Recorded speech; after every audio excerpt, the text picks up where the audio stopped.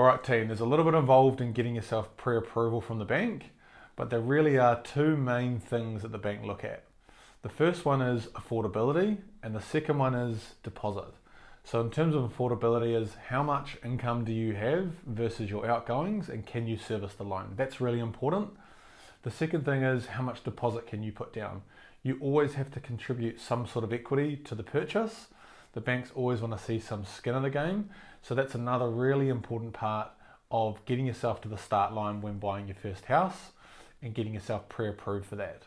In terms of the affordability side of things, there's a number of factors that go in, but we like to start by using a multiple of your earnings as a bit of a guide. And roughly speaking, depending on your situation, it'll be around about 5 times. At the moment, the bank has a debt to income ratio cap at 6 times your pre-tax income.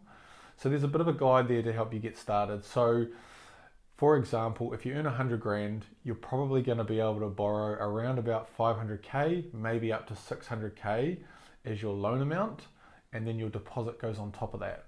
So if you have a $150,000 deposit and you can borrow 600K, then you're getting to a $750,000 purchase price.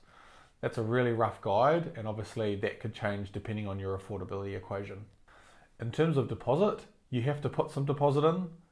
There are minimum requirements, and depending on how much you can put in, can impact the terms and pricing that you get. So we'll go through that in a lot of detail in the future videos. And there's a bunch of other factors we need to look at as well. Things like what's your family situation, number of dependents, what other consumer debts might you have, what does your credit score look like? So we'll go through those in detail, and when you come out the other side of watching all these videos, you'll have a good understanding of the important things that are factored in when getting yourself pre-approved, and that's an approval specific to you, not specific to any property at this point.